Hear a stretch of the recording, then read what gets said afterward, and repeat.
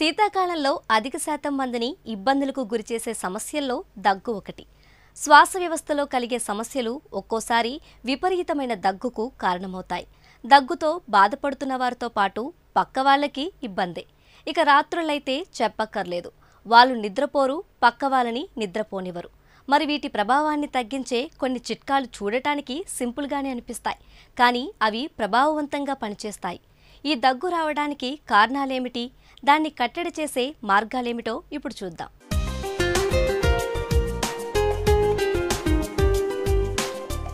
దుమ్ము ధూళి శరీరంలోకి వెళ్లకుండా కాపాడే వాటిలో దగ్గు కూడా ఒకటి.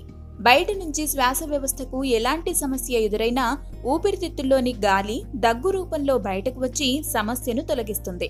సాధారణంగా దగ్గు రాని వారంటూ ఎవరూ ఉండరు. సీజన్ మారినప్పుడల్లా కొందరికి జలుబుతో పాటు దగ్గు కూడా వస్తూ ఉంటుంది. ఎప్పుడూ అలా అరుదుగా దగ్గు వచ్చినా ఎవరికీ ఆందోళనకరంగా ఏమీ అనిపించదు. ఏదో జలుబు జ్వరం వచ్చినప్పుడు కూడా దగ్గు రావచ్చు. కాకపోతే కొద్ది రోజుల్లో లేదా 1-2 వారాల్లో తగ్గిపోతుంది. కొంతమందిలో ఈ సమస్య నెలలే కాదు, ఏడాది గడిచినా తగ్గకపోవచ్చు. దగ్గు అనేది నిజానికి వ్యాధి లక్షణమే తప్ప వ్యాధి కాదు. అందువల్ల దగ్గు కారణాన్ని కనుక్కుంటే దగ్గుకు వైద్యం కనుక్కున్నట్లే అవుతుంది. దగ్గు ఇది మనం రోజు చూస్తూనే ఉంటాం, రోజు వింటూనే ఉంటాం. చిన్నపిల్లల దగ్గర నుంచి పెద్దవారికి ఈ సీజన్లో, ముఖ్యంగా చలికాలంలో, వానాకాలంలో కొద్దిగా జలుబు చేయడం, దగ్గు రావడం చూస్తూ ఉంటాం.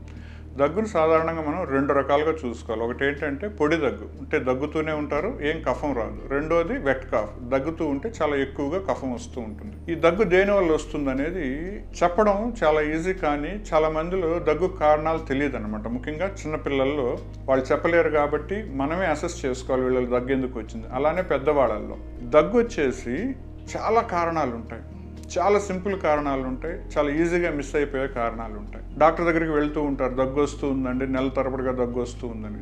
అన్నిటికంటే ముఖ్యమైనది ఏంటంటే హిస్టరీ తీసుకోవడం చాలా ముఖ్యం. ఏ టైంలో దగ్గు వస్తుంది, ఎలా వస్తుంది, సౌండ్ ఎలా ఉంది, కఫం వస్తుందా లేదా, ఆయాసం ఏమన్నా ఉందా, అప్పుడప్పుడు జ్వరం ఏమన్నా వస్తుందా, ఆకలి తగ్గిందా, కఫం కలర్ తెల్లగా కాకుండా వేరే రకంగా ఉంటుందా, ఇవన్నీ చాలా ముఖ్యం. అలానే ఆ వ్యక్తికి వేరే ప్రాబ్లమ్స్ కూడా ఏమన్నా ఉన్నాయా, బీపీకి సంబంధించిన ప్రాబ్లమ్స్ ఉన్నాయా, షుగర్ ఉందా, కిడ్నీకి సంబంధించిన ప్రాబ్లం ఉందా, హార్ట్కి సంబంధించి. ఎందుకంటే ప్రతి ఒక్క దానికి దగ్గుతో సంబంధం ఉంది. ఎలా అంటే ఎక్కువ సందర్భాల్లో మనం చూసేది వైరల్ ఇన్ఫెక్షన్స్. ఈ వైరల్ ఇన్ఫెక్షన్స్ బిగిన్ అయ్యేదే జలుబు, దగ్గుతో బిగిన్ అవుతాయి.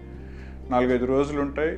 మనం ఆవిరి పట్టుకోవడమో లేదంటే ఏదన్నా దగ్గుమందు తీసుకుంటేనే చాలా వరకు తక్కువైపోతాయి. కొంతమందిలో మాత్రం పొడి దగ్గుగా బిగిన్ అయింది వెట్ కాఫ్గా వెళ్తుంది అనమాట. అంటే కఫం రావడం బిగిన్ అవుద్ది. అంటే వైరల్ ఇన్ఫెక్షన్ కొద్దిగా బ్యాక్టీరియల్ ఇన్ఫెక్షన్గా కూడా మారుతుంది అనమాట. వాళ్ళకి కఫాన్ని మనం కల్చర్కి పంపించి ఏ రకమైన క్రిములు ఉన్నాయో చూసుకొని యాంటీబయాటిక్స్ ఇస్తే ఆ దగ్గు తగ్గిపోద్ది. ఇది సాధారణంగా మనం ఈ సీజన్లో చూసేది.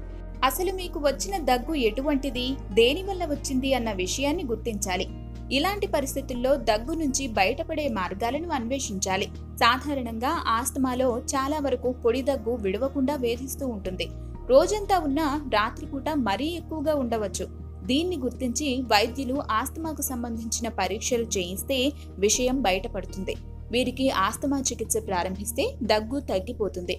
ఊపిరితిత్తుల్లోని శ్వాసనాళాలు వాచిపోయి వచ్చే బ్రాంకైటిస్ లో కూడా దగ్గు ఇలాగే దీర్ఘకాలం వేధిస్తూ ఉంటుంది. హై బీపీ వంటి కొన్ని రకాల సమస్యలకు వాడే మందుల వల్ల కూడా దగ్గు వీడకుండా వేధిస్తూ ఉంటుంది. కాబట్టి ఏవైనా మందులు మొదలుపెట్టిన తర్వాత దగ్గు వేధిస్తూ ఉంటే ఈ విషయాన్ని తప్పనిసరిగా వైద్యుల దృష్టికి తీసుకువెళ్ళాలి. బీపీకి సంబంధించిన మందులు ఏవైతే ఉన్నాయో, కాల్షియం ఛానల్ బ్లాకర్స్ కానీ బీటా బ్లాకర్స్ కానీ ఉంటే వాటిని తప్పనిసరిగా మనం ఐడెంటిఫై చేసి చేంజ్ చేస్తే కానీ వీళ్ళలో దగ్గు తగ్గదు. కారణం మనం ఐడెంటిఫై చేసుకొని దానికి సంబంధిత మెడిసిన్స్ వాడుకున్నప్పుడు తప్పనిసరిగా ఏదైతే దీర్ఘకాలికంగా దగ్గుతో బాధపడుతున్నారో వాళ్ళల్లో ఉపశమనం కలుగుతుంది అనమాట. ఈ సీజను అలర్జిక్ సీజన్ కాబట్టి ఎక్కువ మందికి అలర్జిక్ కాఫ్ వస్తుంది కాబట్టి ఆవిరి పట్టుకోవడము, సరైన మాస్క్ ధరించడము, దుమ్ము ధూళి పొగ ఘాటైన వస్తువుల నుంచి దూరంగా ఉండడం, అలానే చల్లని వాతావరణానికి దూరంగా ఉండడం. కొంతమందికి స్వీట్స్ పడవు, స్వీట్స్ తింటే దగ్గు వచ్చేస్తుంది, వాళ్ళు స్వీట్స్ నుంచి దూరంగా ఉండడం. కొంతమందికి కస్టర్డ్ యాపిల్ పడదు, అంటే ఏవైతే వాళ్ళు అలర్జిక్ ఉన్నారో వాటికి ఎక్స్పోజ్ అయినప్పుడు, అంటే అది తినడం కావచ్చు, తాగడం కావచ్చు, ఎక్స్పోజ్ అవ్వడం కావచ్చు, పీల్చడం కావచ్చు, వీటికి ఎక్స్పోజ్ అయినప్పుడల్లా వీళ్ళకి దగ్గు వస్తుంటుంది. కారణాలను ఐడెంటిఫై చేసుకుని వాటిని దూరంగా ఉంచడం. కొంతమందిలో కారణం తెలియనప్పుడు ఏవి పడట్లేదో తెలుసుకునేదానికి అలర్జీ స్కిన్ ప్రిక్ టెస్ట్ అంటాం. సో సాధారణంగా ఏవైతే ఇప్పుడు మనకు అలర్జీస్ ఉన్నాయో, తినేవి కావచ్చు, తాగేవి కావచ్చు, పీల్చుకునేవి, వాటిని చర్మం మీద చిన్న ఇంజెక్షన్స్ రూపంలో మనం ఇచ్చినప్పుడు ఎక్కడైతే 3 మిల్లీమీటర్స్ కంటే ఎక్కువ స్వెల్లింగ్ వస్తుందో అది పడదనమాట ఆ శరీరానికి. సో దాన్ని మనం ఐడెంటిఫై చేసి వాళ్ళకి చెప్తే వాటి నుంచి దూరంగా ఉన్నప్పుడు కూడా ఈ దగ్గు నుంచి దూరంగా ఉండొచ్చు. గోరువెచ్చని నీళ్ళు తాగడం, పడని వాటికి దూరంగా ఉండడం, శానిటైజర్ వాడడం, ఫిజికల్ డిస్టెన్స్ మెయింటైన్ చేసుకోవడం, అలానే పెద్దవాళ్ళు దీర్ఘకాలికమైన సంబంధిత వ్యాధులతో, ఏ ఆర్గానికి సంబంధించిన వ్యాధులతో బాధపడుతుండేవాడు అడల్ట్ వ్యాక్సినేషన్ తీసుకోవడం ద్వారా ఈ దగ్గు నుంచి ఉపశమనం పొందొచ్చు. సాధారణ దగ్గు నుంచి త్వరగా ఉపశమనం పొందాలంటే శరీరాన్ని ఏ సీజన్లో అయినా హైడ్రేషన్లో ఉంచుకోవాలి.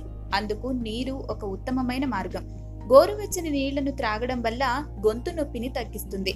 దగ్గుకు గురైనప్పుడు కొద్ది కొద్దిగా నీళ్లను త్రాగడం మొదలుపెట్టండి.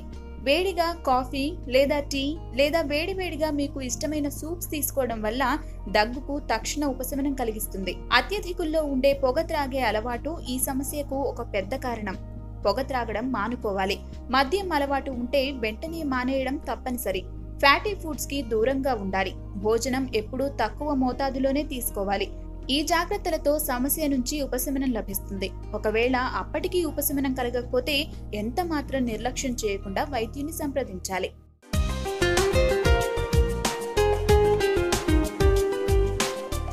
చూశారుగా దగ్గు నుంచి త్వరగా బయటపడే మార్గాలేమిటో. సాధారణంగా ఏ దగ్గు అయినా వారం రోజులలో తగ్గాలి. వారం దాటినా దగ్గు వేధిస్తుంటే మాత్రం ప్రమాదకరమైన సమస్య ఉన్నదని భావించి జాగ్రత్త పడాలి. వైద్యులను సంప్రదించి తగిన పరీక్షలు చేయించుకోవాలి.